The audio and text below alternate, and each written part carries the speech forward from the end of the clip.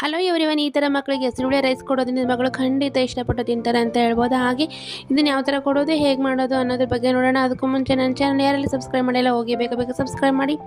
ಹಾಗೆ ಮಕ್ಕಳಿಗೆ ಬೇಕಾಗಿರುವಂಥ ರೆಸಿಪೀಸ್, ಹೋಮ್ ರೆಮಿಡೀಸ್ ನನ್ನ ಚಾನಲ್ ಇದೆ, ಹೋಗಿ ಒಂದ್ಸಲ ಚೆಕ್ ಮಾಡಿ. ಹಾಗೆ ನಿಮ್ಮ ಮಕ್ಕಳಿಗೆ ಸಹ ಮಾಡಿಕೊಡಿ ಅಂತ ಹೇಳ್ತಾ, ಹಾಗೆ ಮಕ್ಕಳಿಗೆ ಇದನ್ನು ಕೊಡೋದ್ರಿಂದ ಓವರಾಲ್ ಬೆಳವಣಿಗೆಗೆ ತುಂಬಾ ಹೆಲ್ಪ್ ಮಾಡುತ್ತೆ ಅಂತ ಹೇಳ್ಬೋದು. ಹಾಗೆ ಯಾವ ಥರ ಮಾಡೋದು, ಹೇಗೆ ಮಾಡೋದು ನೋಡೋಣ. ಒಂದು ಪಾತ್ರೆನ, ಒಂದು ಸ್ಟವ್ ಆನ್ ಮಾಡ್ಕೊಂಡು ಕುಕ್ಕರ್ನ ಇಟ್ಕೊಂಡು 1 ಸ್ಪೂನ್ ಅಷ್ಟು ಎಣ್ಣೆನ ಹಾಕ್ಕೊಂಡು, ಹಾಗೆ ಜೀರಿಗೆ, ಸಾಸಿವೆ ಹಾಕ್ಕೊಳ್ಳೋಣ. ಹಾಗೆ ಬೆಳ್ಳುಳ್ಳಿ ಸಹ ಸೇರಿಸ್ಕೊಳ್ಳೋಣ. ಹಾಗೆ ಕಟ್ ಮಾಡಿಕೊಳ್ಳೋಂಥ ಪಾಲಕ್ ಸಹ ಸೇರಿಸ್ಕೊಳ್ಳೋಣ.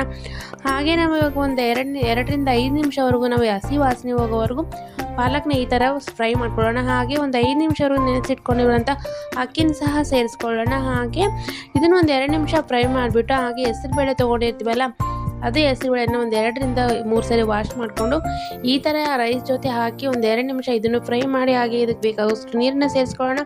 ಹಾಗೆ ರುಚಿಗೆ ತಕ್ಕಷ್ಟು ಉಪ್ಪು, ರುಚಿಗೆ ತಕ್ಕಷ್ಟು ಖಾರನ ಹಾಕ್ಕೊಂಡು ಒಂದು 2ರಿಂದ 3 ವಿಸಿಲ್ ಬಂದರೆ ಸಾಕು.